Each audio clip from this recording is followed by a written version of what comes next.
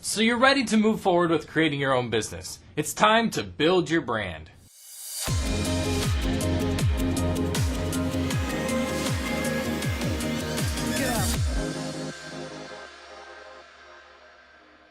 Many people looking to start their own business have a great idea to share with the world. They have a great product or service that they want to offer, but then they just slap a piece of clip art on it and call that branding, usually using the font Comic Sans. You'll find that a lot of home businesses and startups that begin this way end up running out of customers once they get through their warm market, that being their friends and their close family. So why is that? I think personally it comes down to their branding. You know, branding is so much more important than people realize. It's actually more than a logo or a specific font or colors or even packaging.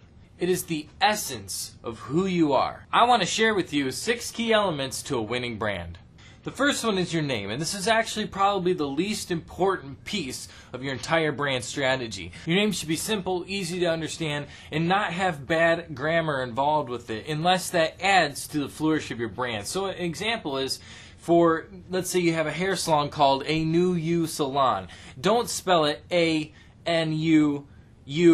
Salon. That's just ridiculous, and it doesn't add credibility to your brand. Spell it the right way. A-N-E-W-Y-O-U. A new you. Make it make sense to your customers. Don't undervalue yourself through your name. But for example, if you made like nursing gowns for hospitals, you could call it Scrubs with a Z and have your brand be kind of an edgy new way to wear scrubs. And that actually enhances the brand itself. So when you name your brand, don't get caught up in all the details of trying to make it clever, trying to make it very special. Just make it memorable and make it appeal to the audience and make it make sense with your service or your product. The second thing you're going to want to define is your target audience. Okay, so these are your ideal customer. These are the people you're marketing to. What you're going to want to do is kind of think through the ideal person to buy your product or service, and what are their likes, what are their interests, what are their age group, where did they hang out online? You know, all these different ideas of who this person is, and write it down. Kind of build a resume based off of your target audience and get very specific with one type of person. One of the biggest things is if you try and market to everybody, you're going to end up marketing nobody. And the reason why that is because you can't craft a message or a brand that speaks to every single person. Your target or your service is going to be most appealing to your ideal customer, which is your unique niche. Now, even though everybody may need your service, you may think that everybody needs your service, reality is that most people aren't going to buy into it unless it's targeted. Define your target audience, write out a resume with your buyer persona, and go back to this throughout the creation of your brand and make sure that everything is on par with who you're marketing to. The third thing we're going to look at is your marketing message. Your marketing message is the way that you relate to your target audience. Your marketing message is going to be well crafted. What you're going to want to do is write out your vision and your mission statement for your business. Who are you trying to help? Why are you trying to help them? Why does it make sense for you to do what you're doing? Write that out and combine that with your target audience and craft a message that answers the question, who are you? What do you do? And what is the value for the customer? By crafting a message around those things, you now have a brief statement that you can go to whenever you create a piece of your marketing and say, does this make sense with my target audience? Does that make sense with my vision and mission? And you have a basis to create all the content that you will moving forward. Our fourth element is our logo.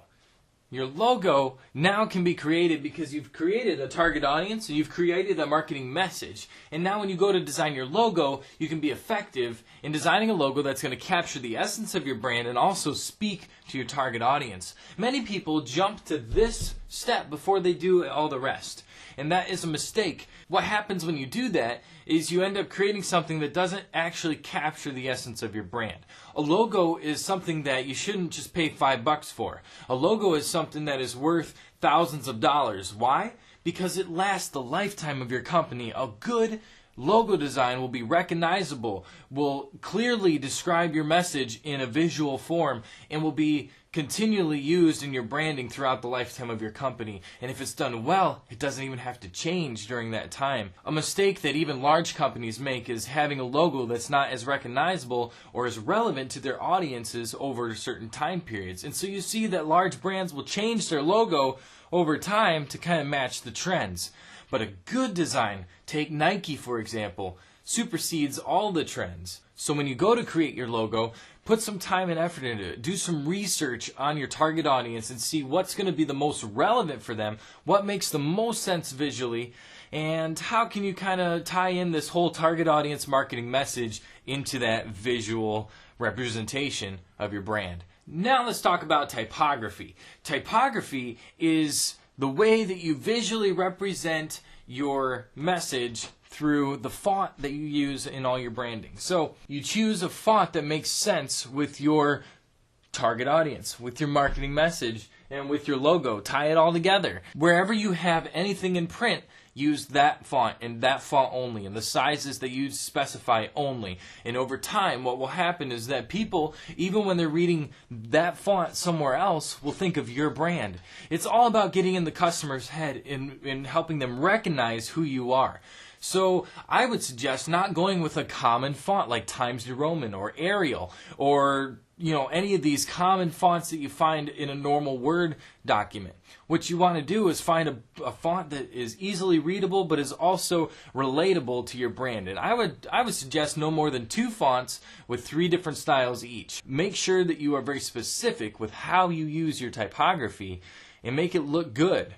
And then, when people see it other places, they'll think of your brand. And this is something that's just so subtle, but it actually adds to the overall influence that you can possibly have. The 6th and final thing we're going to talk about is your color. Your color palette, your color scheme. What you use as far as color goes in your brand. Color is the emotional aspect of your branding. I used to be an art teacher and I went to school for art, and one of the biggest things we learned is that the absence of color is the absence of emotion. When you bring color into an image, when you bring color into a piece of art, it all of a sudden adds depth to it in an emotional sense and helps viewers connect with the message that's being taught through that piece of art. It's the same thing with your branding. When you add a certain type of color to your brand, you are making a statement in the emotional realm, and people just subconsciously in their psyche connect with that. And it matters the type of color that you use. Certain colors mean different things. And so look into the psychology of color before you go into adding that color to your brand. Just for an example, orange means innovative, technology, edgy, whereas purple means royalty, exclusive, high-end. And these things all speak to your customer. They all speak to that ideal target audience that you're trying to market to. And so by tying these things all together, the long-term growth of your business is going to be a lot more successful. People are going to recognize your brand a lot more, and you're going to see a lot more success in your marketing efforts just by having a well-rounded, tied together, professional-looking brand. We're going to go a lot more in depth with all 6 of these topics in the next coming videos over the next few weeks. So make sure you like and subscribe to the channel so that you can get those updates. But if you just can't wait to learn some of these things, you can download my new book called Fresh Air off my website at samuelneudeck.com/fresh air. And what I talk about in this book is the entire essence of building a business from scratch online, and give you different business models and different strategies when it comes to this, and you can really look into depth on how to build a successful business online. Also, check out the links in the description below, because I'm partnered with a group of mentors that helps you get in the right mindset to succeed with this right here. So go ahead and check that out. Thanks for watching. I'm Samuel Neudeck. You guys have a fantastic day. We'll talk to you later.